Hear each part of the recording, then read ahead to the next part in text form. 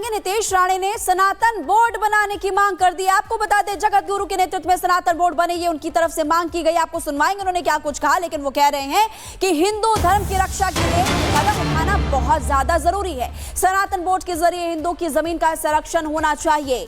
नीतीश राणे कह रहे हैं कि अब हिंदू धर्म की रक्षा के लिए सनातन बोर्ड बनना चाहिए। जैसे वक्फ बोर्ड है, उसी तरह से यहाँ पर सनातन बोर्ड भी बनाया जाना चाहिए। जगत गुरु के नेतृत्व में सनातन बोर्ड बनना चाहिए, ये वो मांग कर रहे हैं और सनातन बोर्ड की मांग लगातार तेज हो रही है। इससे पहले भी देखिए बार बार ये मांग उठ चुकी है। धर्म संसद भी यहां पर हुई थी और धर्म संसद के बाद अब आपको बता रहे हैं कि नीतीश राणे का बयान सामने आया। वो कह रहे हैं हिंदू धर्म की रक्षा के लिए कदम उठाना बहुत ज्यादा महत्वपूर्ण है, जरूरी है, और अब वो मांग उठा रहे हैं कि यहां पर सनातन बोर्ड बनना चाहिए। ये मांग लगातार उठा रहे हैं। सनातन बोर्ड को लेकर मशहूर कथावाचक देवकीनंदन ठाकुर ने भी आवाज उठाई है और वो कह रहे हैं जिस तरह से वक्फ बोर्ड है वैसे ही सनातन बोर्ड होना चाहिए। अब उनके साथ कई आवाजें मिल रही हैं, यानी कई ऐसे लोग जो मांग कर रहे हैं सनातन बोर्ड की। नीतीश राणे महाराष्ट्र सरकार में मंत्री हैं, वो भी ये मांग कर रहे हैं कि सनातन बोर्ड होना चाहिए, हिंदू धर्म की रक्षा के लिए कदम उठाया जाए।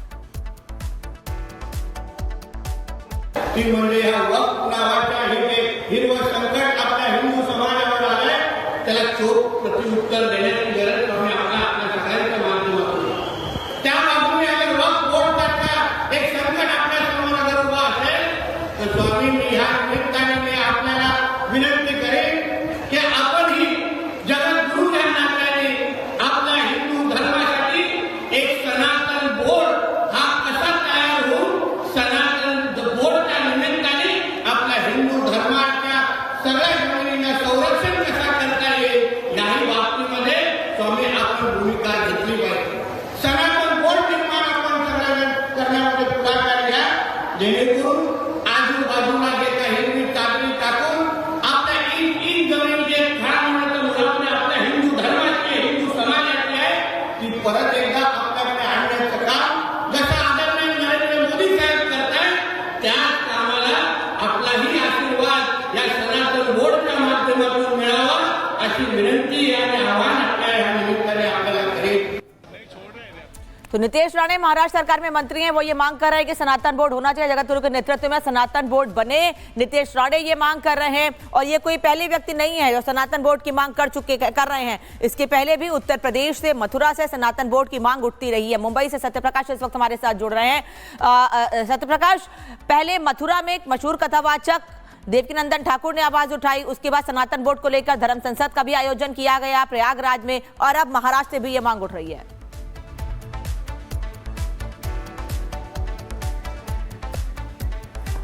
तो देखिए आपको बता रहे सनातन बोर्ड की मांग तेज हो गई है। हालांकि देखना होगा क्या इसको लेकर कोई कदम आगे उठाया जाता है, क्योंकि जैसे कि अभी अनामिका आबे बता रहे थे, इससे पहले भी यहाँ पर चर्चा हो चुकी है और यहाँ पर कई साधु संत भी इकट्ठा हुए थे। लेकिन अब नीतीश राणे भी मांग कर रहे हैं कि सनातन बोर्ड बनना चाहिए।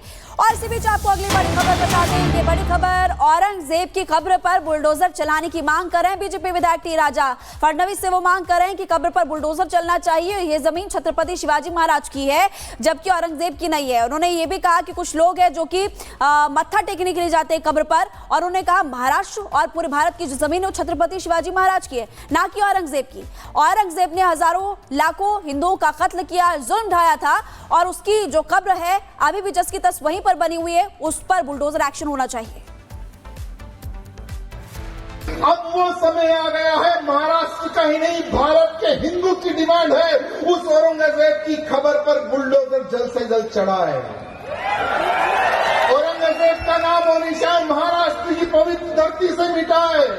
आज भी उसकी खबर वहां पर बनी हुई है, उस गद्दार की खबर वहां पर बनी हुई है। आज भी औरंगजेब के नाम के कईयों बोर्ड यहां वहां पर मैं देखता हूं।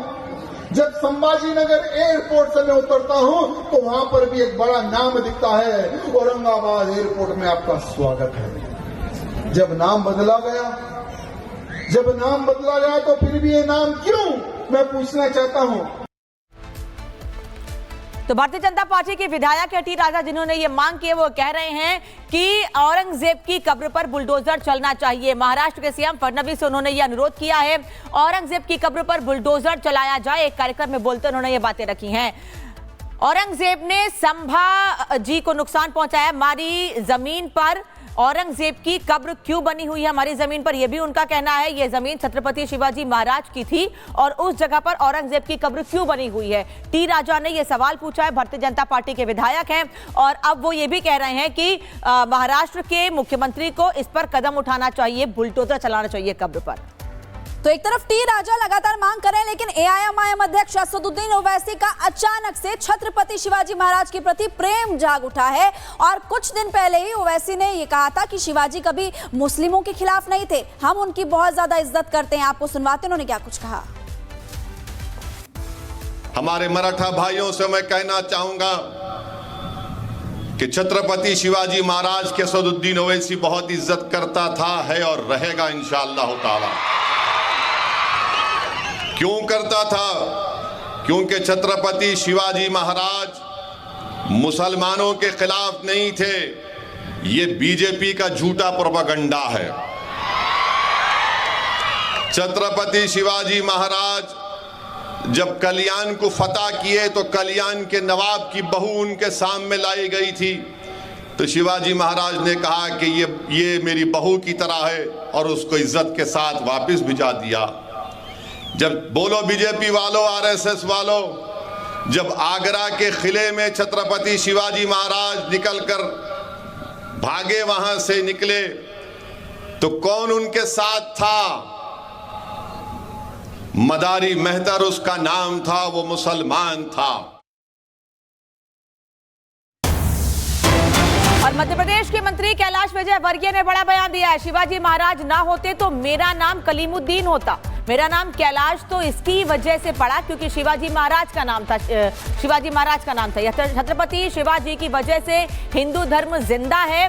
जवाब दिया है एआईएमआईएम अध्यक्ष असदुद्दीन ओवैसी को कैलाश विजयवर्गीय ने। वो ये कह रहे हैं अगर वो नहीं होते तो मेरा नाम कलीमुद्दीन होता। आज यदि हिंदू धर्म जिंदा है, यदि मेरा नाम कैलाश है, तो उसका कारण है कि शिवाजी महाराज ने पूरे मालवा, छत्तीसगढ़, इस सब पर अपना अंग्रेजों को, मुगलों को घुसने नहीं दिया और इसलिए हम लोग मैं भी कलीमुद्दीन होता, कैलाश नहीं होता। और इसलिए शिवाजी महाराज ने हिंदू धर्म की रक्षा के लिए जिस प्रकार